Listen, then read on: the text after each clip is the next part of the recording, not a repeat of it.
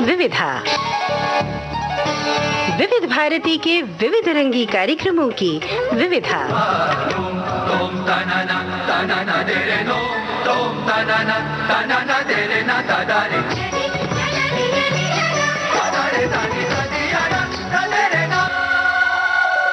विविधा के सभी सुनने वालों को यूनुस खान का नमस्कार और विश्व हिंदी दिवस की बहुत सारी शुभकामनाएं। 10 जनवरी को विश्व हिंदी दिवस मनाया जाता है हर साल और आपको बता दें कि इसकी शुरुआत सन 2006 में हुई थी। तब से हर बरस हम ये दिन मना रहे हैं जो हमारी हिंदी भाषा के पूरे विश्व में गौरव को रेखांकित करता है। वैसे आपको बता दें, पहला विश्व हिंदी सम्मेलन 10 जनवरी 1975 को हुआ था। इसलिए 10 जनवरी की तारीख हिंदी के लिए महत्वपूर्ण बन गई थी और इसीलिए यह फैसला किया गया साल 2006 में कि हर साल 10 जनवरी को विश्व हिंदी दिवस मनाया जाएगा। वैसे आपको बता दें कि सन 1949 में संविधान सभा ने हिंदी को राजभाषा बनाने का फैसला लिया था और यह तय हो गया था कि हिंदी ही हमारे देश की भाषा होगी। हमारा भारत जो अनेकता में एकता की एक प्रतिमूर्ति है, एक बेहतरीन मिसाल है। विश्व हिंदी दिवस की बात तो हमने आपको बताई, लेकिन हर साल सन 1953 से राष्ट्रीय हिंदी दिवस मनाया जाता है 14 सितंबर को। तो इन दोनों दिनों के बीच के फर्क को तो आप समझ ही गए होंगे। आज दुनिया के तकरीबन सभी देशों में हिंदी बोलने वाले लोग हैं। विश्व के कई ऐसे विश्वविद्यालय हैं जहां हिंदी पढ़ाई जा रही है और हिंदी में शोध भी जारी है। जाहिर है कि हिंदी आज विश्व की एक बेहद महत्वपूर्ण भाषा बन गई है। कवि मैथिली शरण गुप्त कहते हैं, करो अपनी भाषा पर प्यार, जिसके बिना मूक रहते तुम, रुकते सब व्यवहार, करो अपनी भाषा पर प्यार। जिसमें पुत्र पिता कहता है, पत्नी प्राणाधार, और प्रकट करते हो जिसमें तुम निज निखिल विचार, बढ़ाओ बस उसका विस्तार, करो अपनी भाषा से प्यार। हिंदी के बारे में हिंदी के प्रसिद्ध कवि गोपाल सिंह नेपाली की एक महत्वपूर्ण कविता है। वो कहते हैं, दो वर्तमान का सत्य सरल, दो वर्तमान का सत्य सरल, सुंदर भविष्य के सपने दो, हिंदी है भारत की बोली, तो अपने आप पनपने दो। ये दुखड़ों का जाल नहीं, लाखों मुखड़ों की भाषा है, थी अमर शहीदों की आशा, अब जिंदों की अभिलाषा है, मेवा है इसकी सेवा में, नैनों को कभी न झपने दो, हिंदी है भारत की बोली, तो अपने आप पनपने दो। विश्व हिंदी दिवस पर विविधा की विशेष पेशकश के रूप में हम आपके लिए कुछ कविताएं लेकर आए हैं मूर्धन्य कवियों की, और इसके अलावा एक बहुत ही दिलचस्प वार्ता भी है। तो शुरुआत करते हैं पंडित रमानाथ अवस्थी के काव्य पाठ से। सन 1926 में रमानाथ अवस्थी का जन्म फतेहपुर उत्तर प्रदेश में हुआ था। उनकी महत्वपूर्ण पुस्तकें हैं सुमन सौरभ, आग और पराग, राख और शहनाई वगैरह। रमानाथ अवस्थी हिंदी के बेहद महत्वपूर्ण कवि रहे हैं और वे कवि सम्मेलनों की शान रहे हैं। कई कवि सम्मेलनों में लोग उन्हें सुनने के लिए रात में इंतजार किया करते थे उनकी बारी आने का। सुनिए ये महत्वपूर्ण कविता रमानाथ अवस्थी से। एक रचना उनके प्रति जो धरती से चांद तक जाना चाहते हैं। धरती तो बट जाएगी, पर नील गगन का क्या होगा। धरती तो बट जाएगी, पर नील गगन का क्या होगा। हम तुम ऐसे बिछुड़ेंगे तो महामिलन का क्या होगा। उजली उजली गंगा मेरी, नीली नीली यमुना है। उजली उजली गंगा मेरी, नीली नीली यमुना है। लेकिन इन दोनों से ज्यादा सुंदर इनका मिलना है। ऐसा कोई नहीं करे जो समता इनसे प्यार की। रात रात भर चांद उतारा करता इनकी आरती। तो चांद बनेगा महल अगर तो चंद्र किरण का क्या होगा। चांद बनेगा महल अगर तो चंद्र किरण का क्या होगा। धरती तो बट जाएगी पर नील गगन का क्या होगा। सत्य नहीं हो सकता सपना जब तक साध अधूरी है। सबसे भारी दुश्मन अपनी अपनी ही मजबूरी है। हर नीचाई ऊंची लगती है मन की गहराई से। विषधर भी जीते जाते हैं चंदन की सच्चाई से। विष ही बढ़ता जाएगा तो फिर चंदन का क्या होगा। धरती तो बट जाएगी पर नील गगन का क्या होगा। समय बदल देता है सबको स्वयं बदलता ही नहीं। समय बदल देता है सबको स्वयं बदलता ही नहीं। पर्वत नदियाँ देता है पर खुद तो गलता ही नहीं। समय बदल देता है सबको स्वयं बदलता ही नहीं। पर्वत नदियाँ देता है पर खुद तो गलता ही नहीं। लेन देन होता है जिससे मुश्किल कुछ आसान हो। नाश न आए पास हमारे निर्भय हर इंसान हो। तो महानाश ही ध्येय रहा महानाश ही ध्येय रहा तो नए सृजन का क्या होगा। महानाश ही ध्येय रहा तो नए सृजन का क्या होगा। धरती तो बट जाएगी पर नील गगन का क्या होगा। आखिरी अंश है कि लालच तो आंखों वाले को भी अंधा कर देता है। लालच तो आंखों वाले को भी अंधा कर देता है।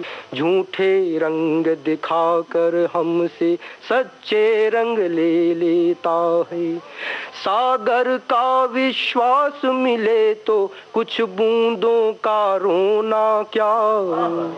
सागर का विश्वास मिले तो कुछ बूंदों का रोना क्या।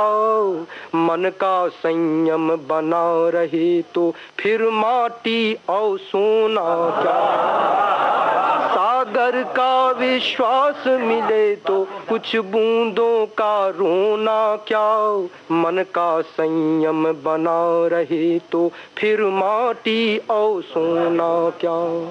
तो मन की रंगत उड़ जाने पर मन की रंगत उड़ जाने पर खाली तन का क्या होगा। धरती तो बट जाएगी पर नील गगन का क्या होगा। हम तुम ऐसे बिछुड़ेंगे तो महामिलन का क्या होगा। रमानाथ अवस्थी से ये कविता सुनकर आपकी पुरानी स्मृतियां ताजा हो गई होंगी। आपको याद आया होगा कि कैसे कवि सम्मेलनों में रमानाथ अवस्थी शान हुआ करते थे और उनकी कविता सुनकर हमारे हृदय में भावनाओं का ज्वार आ जाता था। ऐसे ही एक और महत्वपूर्ण कवि हुए हैं वीरेंद्र मिश्र। वीरेंद्र मिश्र 1 अक्टूबर 1927 को जन्मे थे और एक जमाने में आकाशवाणी में मानद प्रोड्यूसर भी रहे। कुछ वर्ष उन्होंने यहाँ काम भी किया। वीरेंद्र मिश्र का काव्य पाठ सुना जाए।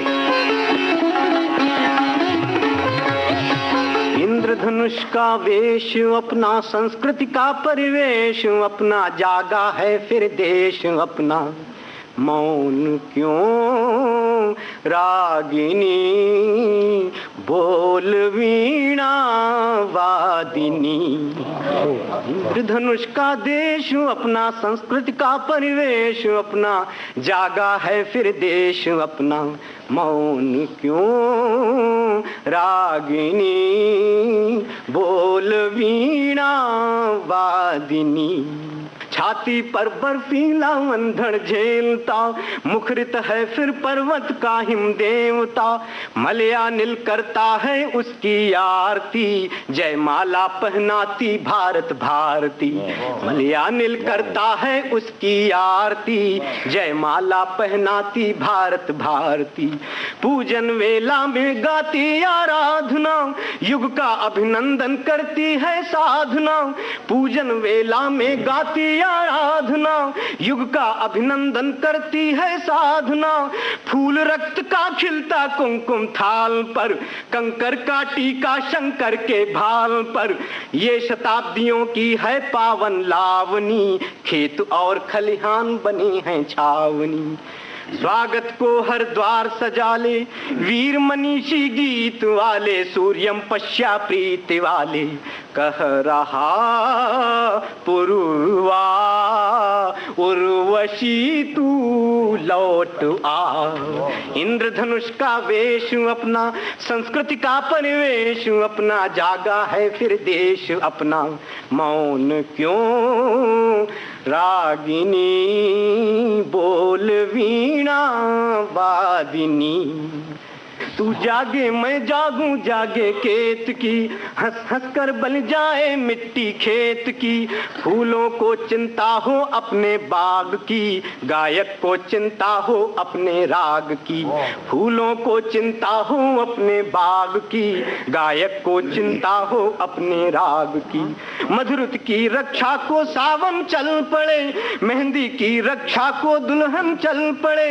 गली न उजड़े अस्त्र उठे बाजार का, आए ध्यान कलश को वंदनवार का। जाना ही होगा शोणित के वास्ते, केवल इस महंगी मिट्टी के वास्ते। वंशी ने हुंकार दी है, वंशी ने हुंकार दी है, चूड़ी ने तलवार ली है, राधा ने ललकार दी है। लो नई आरती पार्थ के ओ सारथी। इंद्रधनुष का वेश अपना, संस्कृति का परिवेश अपना, जागा है फिर देश अपना, मौन क्यों रागिनी बोल वीणा वादी। वीरेंद्र मिश्र की ये कविताएं हमने विविध भारती के संग्रहालय से प्राप्त की थीं और आप तक पहुंचाई विश्व हिंदी दिवस के इस मौके पर। आपको याद दिला दें कि कवि वीरेंद्र मिश्र ने एक फिल्म में एक गाना भी लिखा था।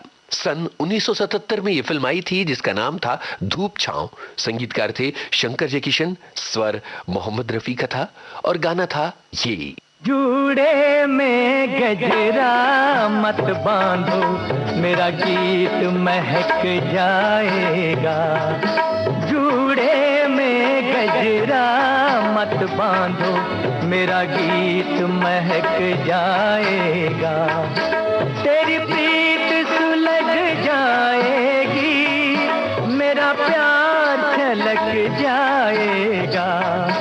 जूड़े में गजरा मत बांधो, मेरा गीत महक जाएगा।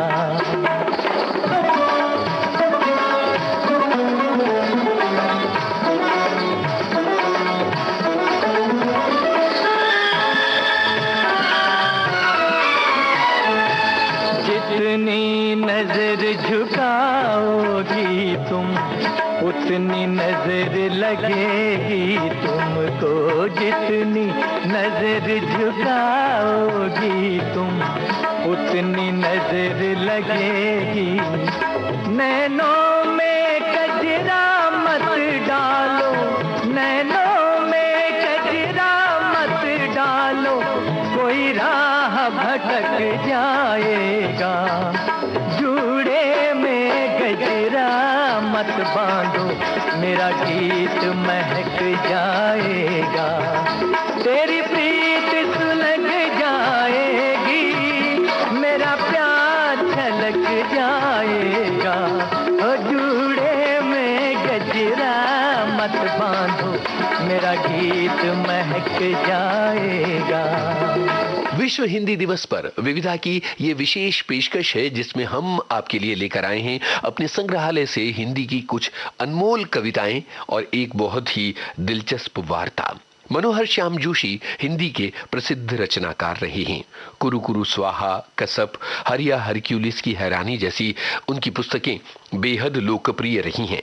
वो टेलीविजन पर भी सक्रिय रहे और हिंदी के कुछ महत्वपूर्ण धारावाहिकों का लेखन उन्होंने किया, जैसे हम लोग, बुनियाद, कक्का जी कहीन और मुंगेरी लाल के हसीन सपने वगैरह। उन्होंने कुछ फिल्में भी लिखी थीं। मनोहर श्याम जोशी ने वर्षों वर्ष पहले आकाशवाणी के लिए एक दिलचस्प वार्ता रिकॉर्ड की थी, मेरा पहला पहला प्यार।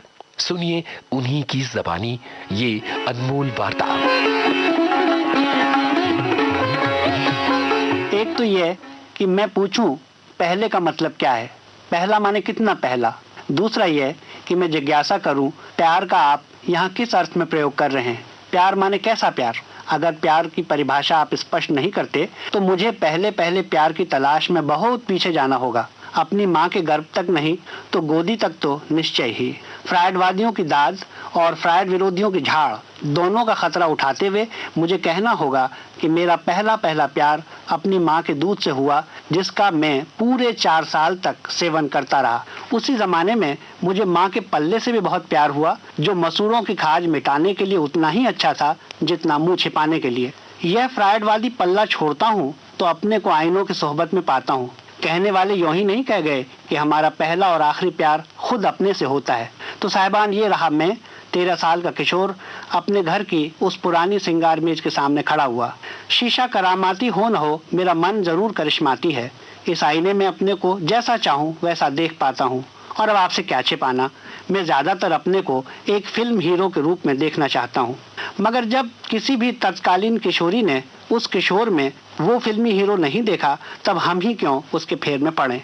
प्रसंगवश उस जमाने में अक्सर किशोरियां ब्याहता हुआ करती थी। किशोर प्रेम की आप बस कहानियां सुन सकते थे और ये तमाम कहानियां पौराणिक गोकुल वृंदावन से ताल्लुक रखती थी। यही मुसीबत है, जब टीनेज रोमांस हमारे जमाने में होता ही नहीं था, तब अपने पहले पहले प्यार का आज की डिस्को दीवानी दुनिया में क्या खाक जिक्र करें।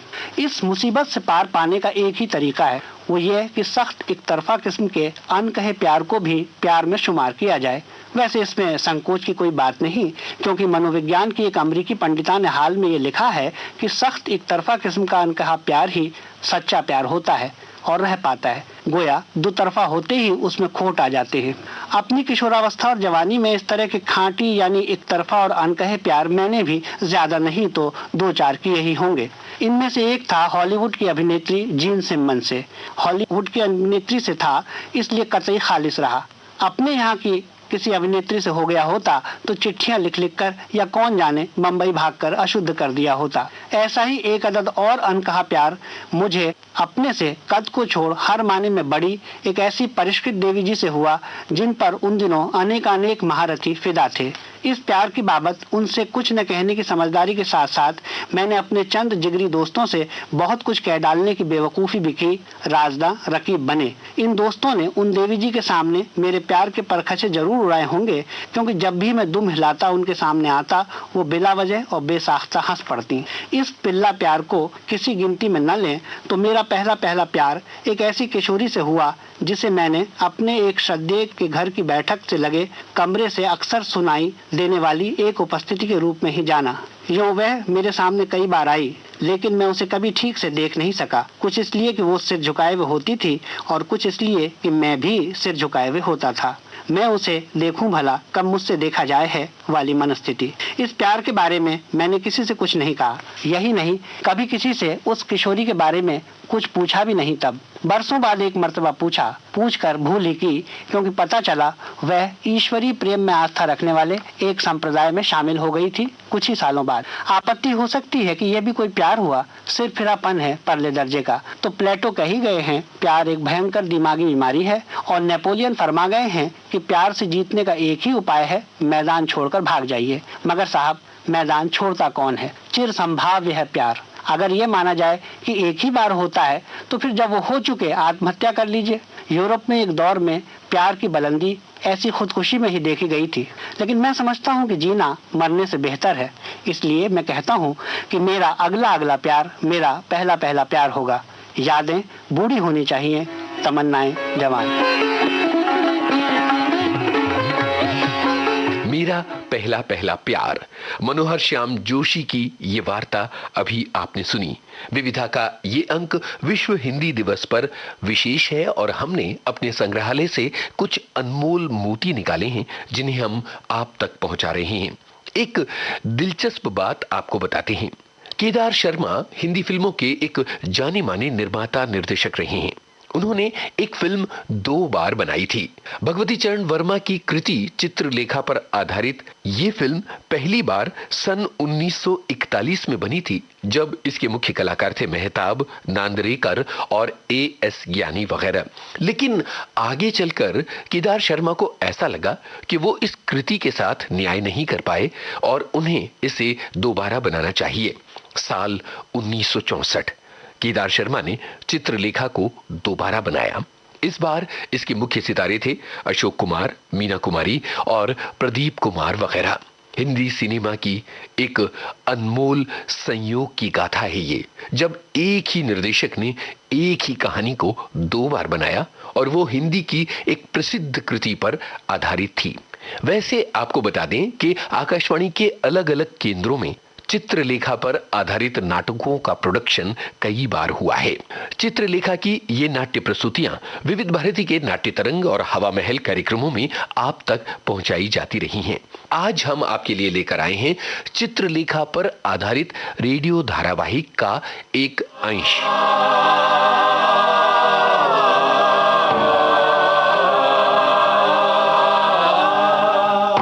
देवी, तुम बड़ी विचित्र हो। तुम्हें समझना बड़ा कठिन है। मेरे व्यक्तिगत जीवन के संबंध में तुम्हारे लिए इतनी उत्सुकता दिखाना कहाँ तक उचित है? ठीक कहती हो देवी, पर तुम्हारे व्यक्तिगत जीवन में उत्सुकता दिखाने का अर्थ होता है अपने गुरु के जीवन में उत्सुकता दिखाना, और ये मेरे लिए स्वाभाविक तथा उचित है। देवी चित्रलेखा, तुम अच्छी तरह से जानती हो कि यहाँ तुम्हारी उपस्थिति इस कुटी की संयम पूर्ण शांति को नष्ट कर रही है। यह आश्रम एक कुल के समान है, जहाँ के प्रत्येक व्यक्ति को दूसरे के उचित तथा अनुचित कार्यों में टीका करने का ही नहीं, वरन हस्तक्षेप करने का अधिकार है। मैं इस बात को मानने को बाध्य नहीं हूँ। न सही, फिर भी मैं आज बीजगुप्त के यहाँ जाऊंगा, केवल अपने गुरु भाई श्वेतांक से मिलने के लिए। देवी, मैं फिर प्रार्थना करता हूं कि एक बार तुम और विचार करो और तुम हम लोगों पर दया करो। दया? किस पर दया करने को कह रहे हो? और किससे दया करने को कह रहे हो? तुम बधिक से दया की आशा करते हो? देवी, तुम संहारकर्ता से निर्माण कराना चाहते हो? भूलते हो।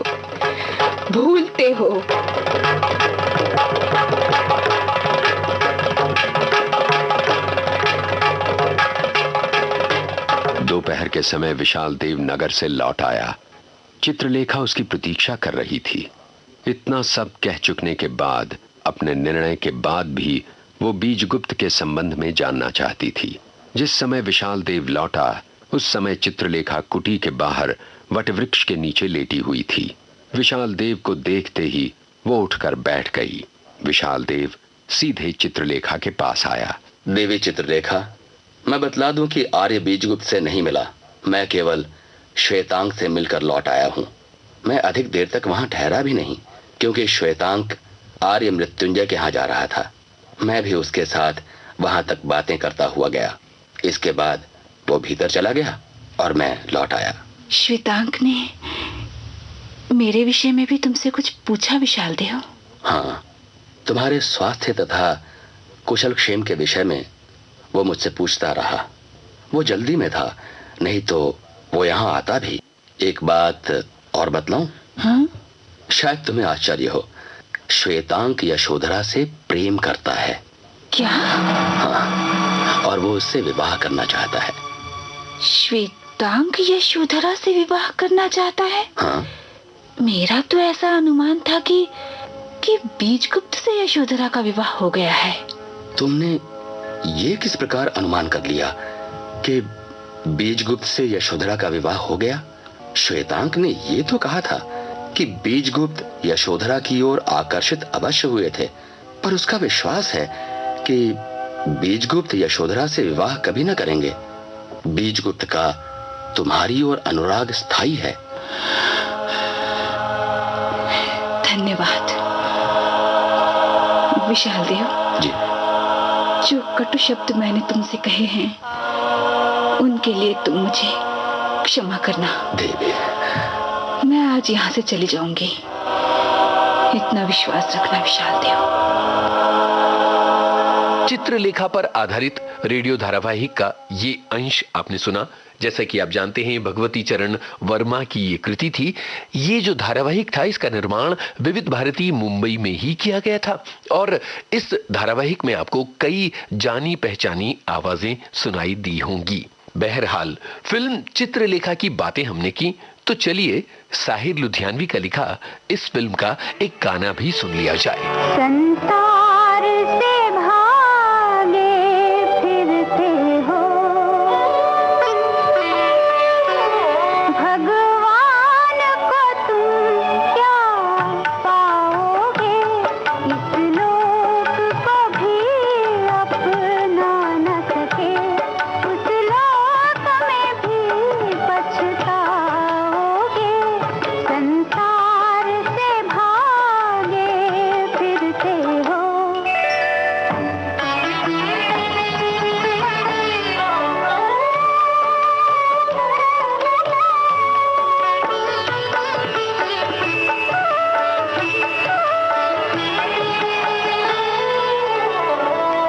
ये पाप है क्या, ये पुण्य है क्या, रीतों पर धर्म की मोहरे है।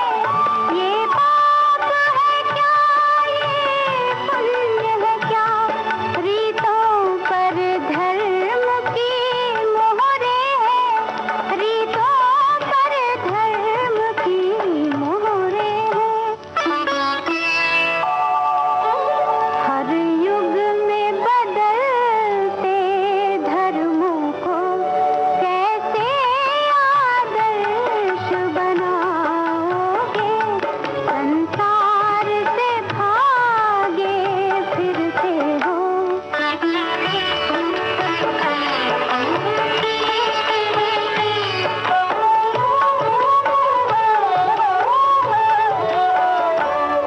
ये भोग भी तपस्या है, तुम त्याग के मारे क्या जानो।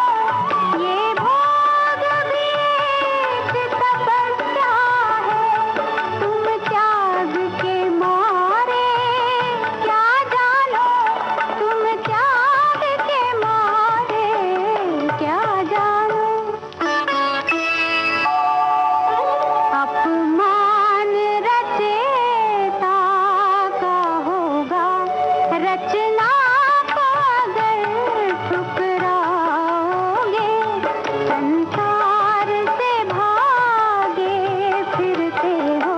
विश्व हिंदी दिवस पर विविधा कार्यक्रम में हम आपके लिए लेकर आए थे कुछ अनमोल रिकॉर्डिंग्स, और हिंदी साहित्य के कुछ अनमोल मोती। लेकिन इस हफ्ते कुछ महत्वपूर्ण हस्तियों के जन्मदिन भी आ रहे हैं, उनसे जुड़ी तारीखें भी आ रही हैं। अब जैसे सुप्रसिद्ध संतूर वादक पंडित शिव कुमार शर्मा, उनका जन्म 13 जनवरी 1938 को जम्मू में हुआ था। आगे चलकर पंडित शिव कुमार शर्मा, जो कि संतूर वादक हैं, उन्होंने जोड़ी बनाई सुप्रसिद्ध बांसुरी वादक पंडित हरि प्रसाद चौरसिया के साथ, और संगीतकारों की ये जोड़ी कहलाई शिव हरि। शिव हरि की इस जोड़ी ने फासले, चांदनी, लम्हे और डर जैसी फिल्मों में संगीत दिया था, और इन फिल्मों के गाने बेहद लोकप्रिय हुए हैं। यूं तो पंडित शिव कुमार शर्मा ने कई हिंदी गीतों में संतूर बजाया है। शिव हरि की जोड़ी ने कई अनमोल गाने तैयार किए। हम उन गानों के अंश भी आपको सुना सकते हैं जिनमें पंडित शिव कुमार शर्मा का संतूर है। हम वो गाने भी आपको सुनवा सकते हैं जिन्हें शिव हरि ने कंपोज किया। लेकिन आज हम आपके लिए एक बेमिसाल गाना लेकर आ रहे हैं। सन 1966 में फिल्म गाइड आई थी। जब इसके एक गाने की रिकॉर्डिंग चल रही थी, तब संगीतकार सचिन देव बर्मन ने शिव कुमार शर्मा को ये जिम्मेदारी सौंपी कि वो इस गाने में तबला बजाएं। शर्मा जी ने ऐतराज किया। उन्होंने कहा कि वो तो संतूर बजाते हैं, तबला कैसे बजा सकते हैं। तो सचिन देव बर्मन ने ये कहा कि वो ये जानते हैं कि शिव कुमार शर्मा तबला भी बजा सकते हैं, और इस तरह से इस गाने में पंडित शिव कुमार शर्मा ने बेमिसाल तबला बजाया है। पंडित शिव कुमार शर्मा को जन्मदिन की बधाइयां देते हुए गाइड फिल्म का ये गाना सुनते हैं और उनकी प्रतिभा को सलाम करते हैं।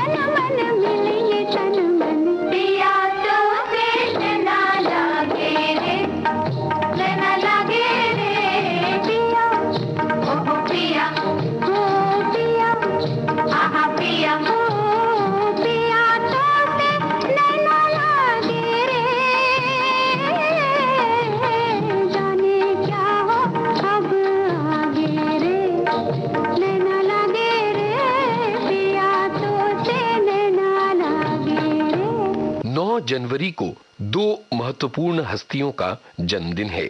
ओम प्रकाश भंडारी अगर मैं कहूं तो आपको समझ में नहीं आएगा कि मैं किस लेखक और कवि की बात कर रहा हूं, लेकिन जैसे ही मैं आपसे कहूंगा कमर जलालाबादी, तो आपको तुरंत याद आ जाएगा कि वे हिंदी फिल्मों के एक प्रसिद्ध गीतकार हुए हैं।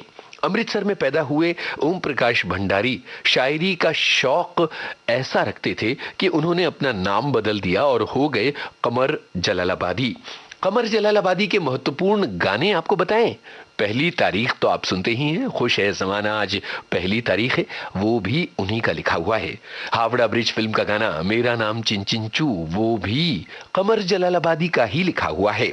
बरसों पहले विविध भारती के स्टूडियो में कमर साहब आए और उन्होंने फौजी भाइयों से जयमाला कार्यक्रम में अपनी कुछ बातें कही थी।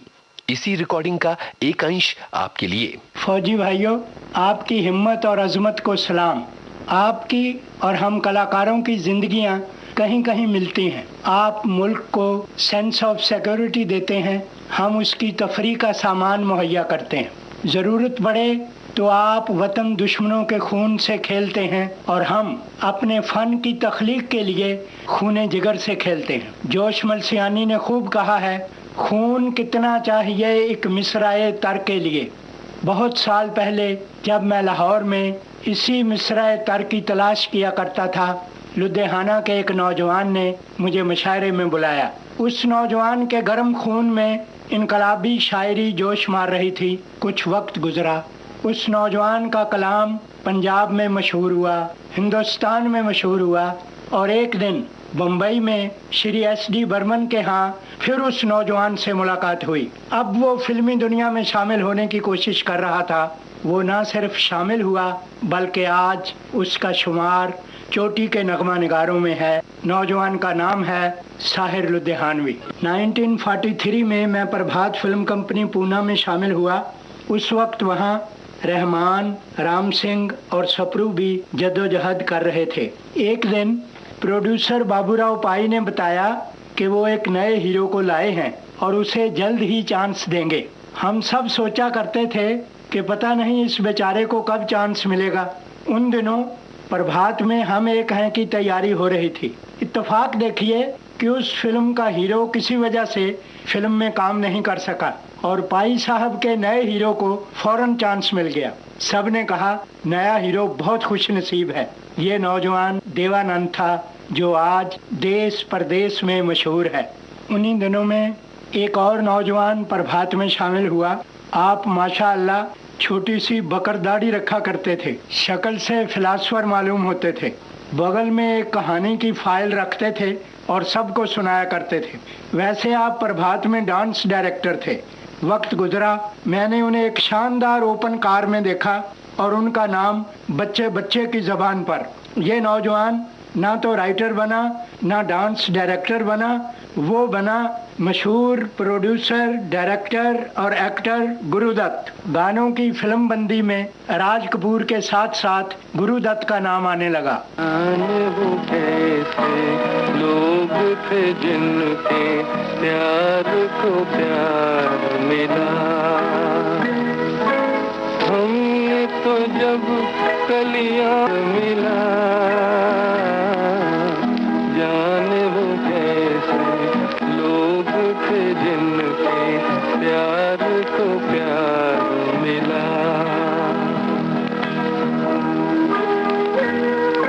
खुशियों की मंजिल ढूंढी तो गम की गर्द मिली, चाहत की नग़्मे चाहे तो आहे सर्द मिली, दिल के बोझ को दूना कर गया जो गम खार मिला, हमने तो जब कलियां मांगी कांटों का हार मिला, जाने वो कैसे लोग थे जिनके प्यार को प्यार मिला। डायरेक्टर मनमोहन देसाई की पहली फिल्म छलिया थी जो उन्होंने अपने भाई सुभाष देसाई के लिए डायरेक्ट की थी। संगीत कल्याण जी आनंद जी का था।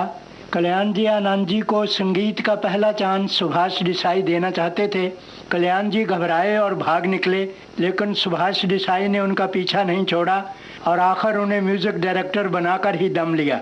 लीजिए छलिए का गाना सुनिए। इसके बोल मेरे लिखे हुए हैं।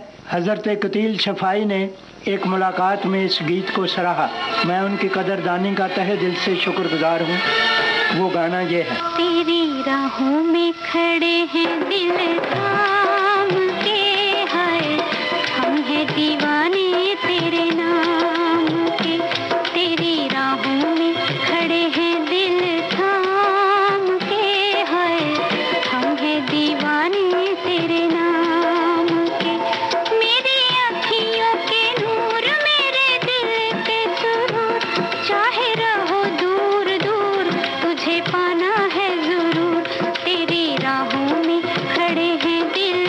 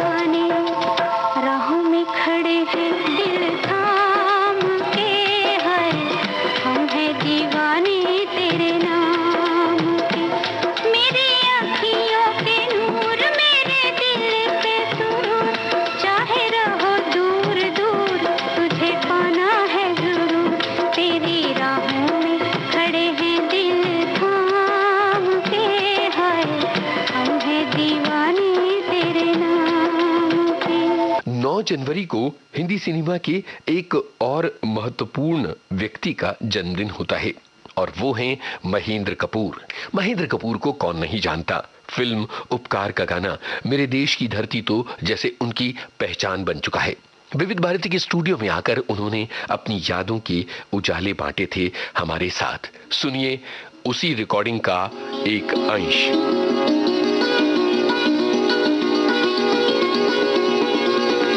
साहिर साहब तो कमाल के राइटर थे, बहुत कम बोलते थे, हंसी मजाक बहुत करते थे।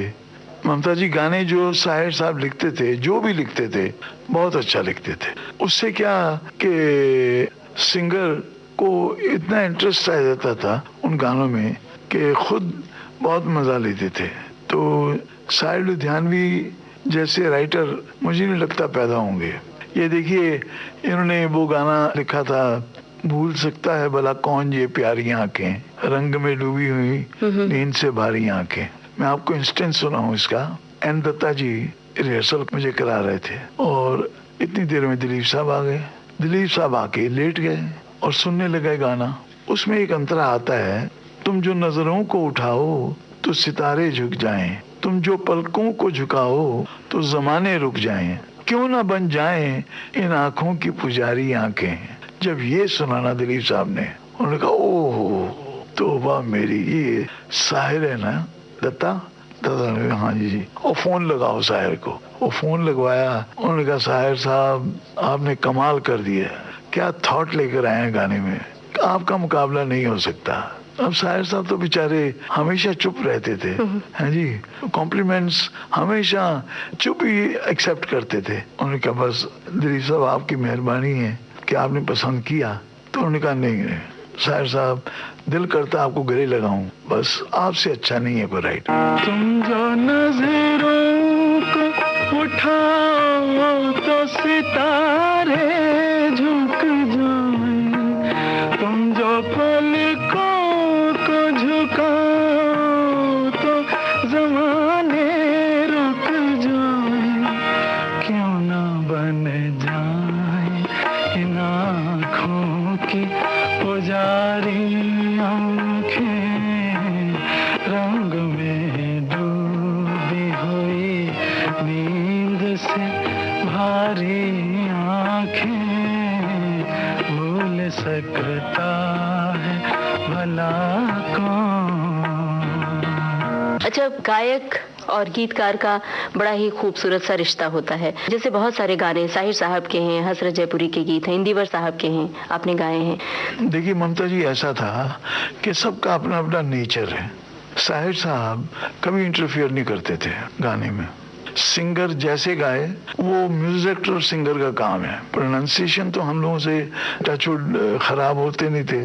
तो साहिर साहब कभी नहीं बोलते थे बीच में, सिर्फ बोलते थे, भरत व्यास जी बोलते थे, ओ पट्टे इसको ऐसे नहीं ऐसे बोलो यार, ये अच्छा लगेगा, तो बोलना पड़ता था। और हसरत जयपुरी जी का उनकी खासियत ये थी, उनका गाना मैंने गाया था जय किशन जी का, खो गया है मेरा प्यार। अच्छा, जय किशन जी ढूंढता हूँ मैं मेरा प्यार कहते थे। तो जब वो ढूंढता हूँ मैं मेरा प्यार कहें, तो मैं हसरत साहब की तरफ देखूं कि ये कुछ कह ही नहीं रहे इनको, कि असली वर्ड तो ढूंढता हूँ मैं मेरा प्यार है।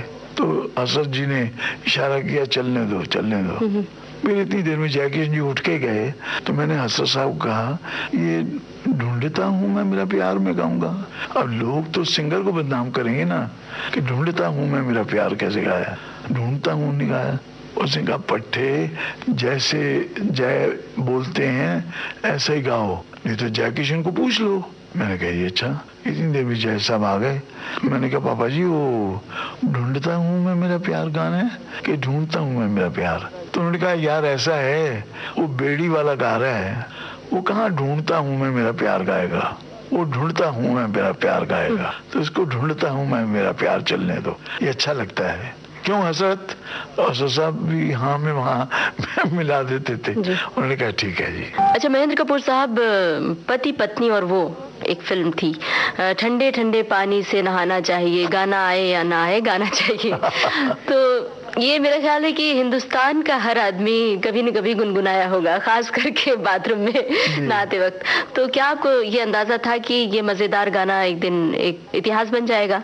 ममता जी, ये इंडस्ट्री की खासियत है कि कोई पता नहीं चलता कौन सी पिक्चर चलनी है, कोई पता नहीं चलता कौन सा गाना चलना है, लोगों को क्या पसंद आना है। अब जब मुझे मनोज जी ने गवाया था मेरे देश की धरती, तो मैं कसम से बोलता हूँ मेरे मन में आता था क्या गवा दिया मुझे, देश की धरती, देश की धरती, सोना उगले सोना उगले।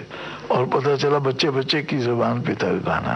तो ऐसे ही ठंडे ठंडे पानी में वो रिकॉर्ड हो गया। इतना जरूर पता था कि इसमें पंच है जी, और जो आर्टिस्ट हैं संजीव कुमार जी, वो इसको निभाएंगे बहुत अच्छा। लेकिन पता नहीं था कि चोपड़ा साहब इसको पिक्चराइज इतना अच्छा करेंगे, लोग बहुत एंजॉय करेंगे। और बाकी वो बहुत एंजॉय किया लोगों ने। तो क्या सचमुच ठंड का कुछ एहसास करना पड़ा था आपको या ऐसे सिर्फ सुरों का कमाल था? हाँ, तो मुझे बोलते थे ना कि वो हीरो पे ठंडा ठंडा पानी पड़ता है तो वो कैसे करेगा जी, तो ठंडे ठंडे ऐसे करना पड़ता था। हो ठंडे ठंडे पानी से नहाना चाहिए, हो ठंडे ठंडे पानी से नहाना चाहिए।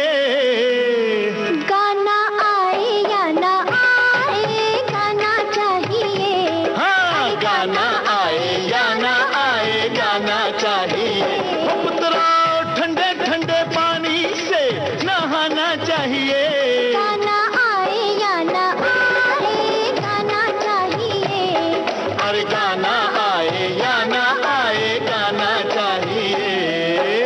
अच्छा महेंद्र साहब, दिलीप कुमार और मनोज कुमार के लिए आपने खूब गाया है। आपके दिल के करीब कौन से गाने रहे हैं, उन गानों का जिक्र कीजिए। देखिए, गाने तो हर सिचुएशन के होते हैं। जैसे गोपी में गाया था वो मैंने, रामचंद्र कह गए सिया से, बड़ा अच्छा लगता था वो, क्योंकि वो नया थॉट था। तो राइटर थे राजेंद्र कृष्ण जी, वो भी कहीं ना कहीं से टोटका ढूंढ के लाते थे। तो ये गाना हुआ। फिर उसके बाद जो मुझे खास पसंद था अपना गाया हुआ जी, शक्ति फिल्म का बहुत अच्छा था। कौन सा? मांगी थी एक दुआ जी, जो कबूल हो गई। और रिकॉर्डिंग के बाद उनके साथ किस तरह के हंसी मजाक हुआ करते थे? हंसी ठट्ठा कुछ बताइए। दिलीप साहब तो इतने मज़ेदार थे, वो तो हर चीज पे मजाक करते थे। लेकिन ममता जी, मैं आपको बताऊं, दिलीप साहब के और मेरे रिलेशंस, इनके छोटे भाई मेरे साथ पढ़ते थे, एहसन और असलम, और इनके घर में जाया करता था जब इनकी पहली पिक्चर बन रही थी ज्वार भाटा। और इनके भाई नासिर खान वो बहुत मशहूर थे। तो इनके भाई जब मिले मुझे तो वो कहते थे हमारा भाई नासिर खान है। तो मैंने कहा नासिर खान आपके भाई हैं? बोले हाँ। और एक और भाई हमारा आ रहा है अब, दिलीप कुमार उसका नाम है, असली नाम यूसुफ है, तुम आओगे मिलने? मैं क्यों नहीं। तो संडे के रोज मैं चला गया बांद्रा गया। तो तब से मतलब मेरी दोस्ती हो गई। तो दिलीप साहब मुझे अपना छोटा भाई मानते थे हमेशा। ये सब हीरोज जो हैं ये खुद अच्छा गाते हैं, तो ये गा के सुनाते हैं। अच्छा। और यार ऐसे नहीं ऐसे मुझे चाहिए, ऐसे नहीं ऐसे मुझे चाहिए। वैसे ही मनोज जी थे, वैसे ही दत्त साहब थे, ये लोग खुद गा के सुनाते हैं। तो दिलीप साहब ने कोई गाना गा के आपको बताया था? हाँ, सब गाने। जैसे देखिए ना वो जेंटलमैन जेंटलमैन जेंटलमैन, ये कहते थे, वो देखो वो मैं टोपी पहन कर आता हूँ और ये लिबास पहन कर आता हूँ तो छेड़ता हूँ वो हीरोइन की माँ को, और तंजिया आवाज में तुमको गाना है, हे जेंटलमैन जेंटलमैन जेंटलमैन। कहता परवाह नहीं कर, ऐसे ही होना चाहिए। जेंटलमैन जेंटलमैन जेंटलमैन, आप मिला ले मुझसे नैन, लंदन से आया मैं बन ठन के, हे लंदन से आया मैं बन ठन के। Gentleman gentleman gentleman, gentleman gentleman gentleman, मैं हूँ बाबू जेंटलमैन, आप मिला ले मुझसे नैन, लंदन से आया मैं बन ठन के, हे लंदन से आया मैं बन ठन के। Gentleman gentleman gentleman.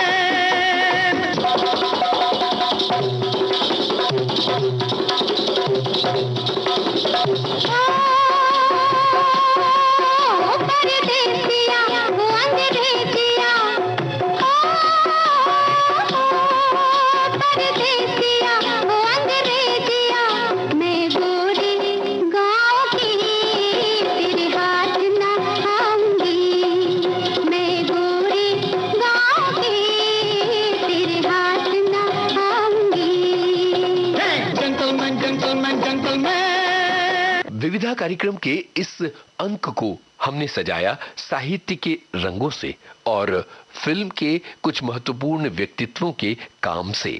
चलते चलते विविधा कार्यक्रम में एक और महत्वपूर्ण व्यक्ति को याद करना जरूरी है। 12 जनवरी 1992 को इस नश्वर संसार से विदा हो गए थे जाने माने गायक पंडित कुमार गंधर्व।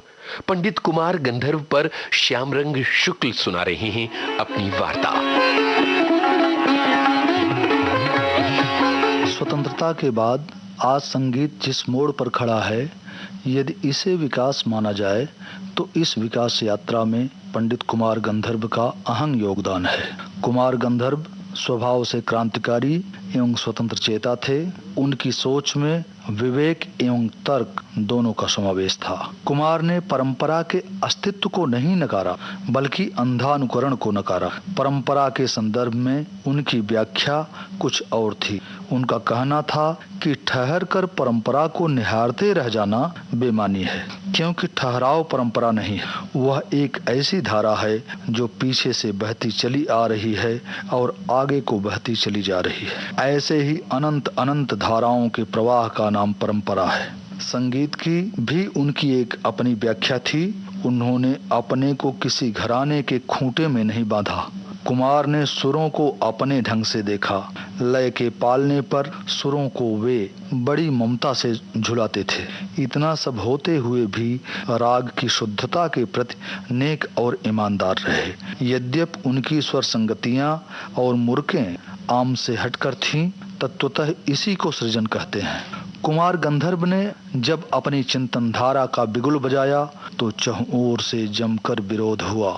युद्धम देह के घोष होने लगे, किंतु अविचलित कुमार ऐकला चलो की तर्ज पर अपनी राह चलते रहे। अपनी टेर अपने ही सुनते रहे। देखते देखते वह दिन भी आ गया जब लोगों ने यह महसूस किया कि यहाँ तो गुदड़ी में लाल है। बस क्या था कि रातों रात कुमार गंधर्व हो गए सबके लाडले। कुमार जी अपनी जगह अडिग रहे और हम हैं कि उन्हें देखने के लिए अपनी पोजीशन बदलते रहे। कुमार की गायकी अपने ढंग की अकेली गायकी है। उसका रंग इंद्रधनुषी है। अलग अलग रंग हैं तो उनका नयनाभिराम मिलन भी है। उसमें तमाम पुष्पों के पराग का संकलन है, किंतु स्वाद केवल मधु का है। उसमें शब्द हैं, अर्थ है, शब्द और सुर की पीड़ाओं का सहज संवाद भी है। ताल के संग सुरों का उठापटक नहीं, अपितु अलौकिक रोमांस है। उनकी रागनी हर दिन नए नए परिधान पहनती है, हर दिन नए नए श्रृंगार करती है। उसमें विविधता है, स्वर संगतियों में अल्हड़ मधुर चुलबुलाहट है। उनकी गायकी जो कुछ है अपनी है, मौलिक है, जिससे किसी अन्य गायकी या शैली का दूर तक का रिश्ता नहीं जुड़ता। वे स्वयं में एक घराना या शैली हैं जिसके चीरहरण के न जाने कितने दुशासनों के प्रयास विफल गए। इस गायकी का सौंदर्य शास्त्र ही कुछ अलग है। उनका कहना था कि घराने की नकल करने से कोई बड़ा नहीं होता, बड़ा होता है सृजन से, कुछ रचने से। कुमार ने दरबारी सौंदर्य शास्त्र के अस्तित्व को नकार कर संगीत के लोकतांत्रिक सौंदर्य शास्त्र के मूल्यों की स्थापना पर बल दिया। वह सौंदर्य बोध जो जमीन से जुड़ा है, वह उनकी गायकी का प्राण है। मालवा के लोकगीतों पर कुमार का शोध था। उन लोकगीतों का शास्त्रीकरण इनके गायन में रच बस गया। कुमार की गायकी जो लोकमानस की गायकी बन सकी, उसके पीछे यह एक मुख्य कारण रहा है। कुमार गंधर्व ने कला को पेशा नहीं अपितु एक पूजा के रूप में ग्रहण किया। जिसके लिए संगीत एक पूजा है, आराधना है, उसकी दुनिया में केवल 7 सुरों का भरा पूरा परिवार होता है। इन्हीं के संग उसका उठना बैठना, गाना रोना सभी कुछ होता है। उन्हीं की मनोहारों में वह खोया रहता है, वह भावों का सौदा करता है। कुमार एक ऐसे ही यायावर थे। अब सुनते हैं कुमार गंधर्व और वसुंधरा के स्वर में ये भजन।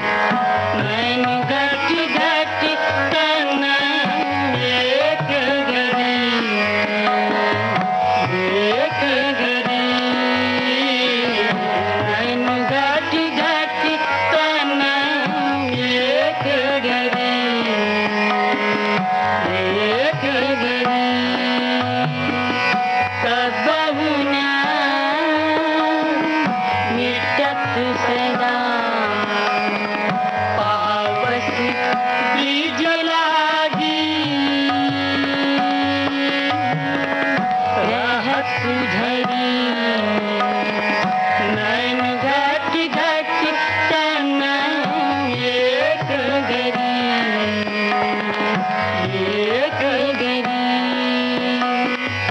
विरह वर्षाति निशि बादरी विरह वर्षाति निशि बादरी याद अधिक करी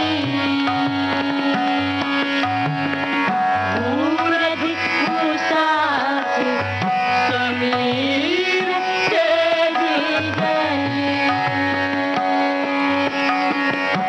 उरभुई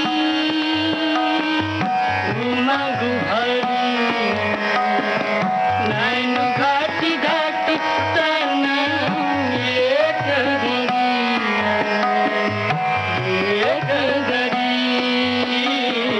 नैन घट घट तन एक गरी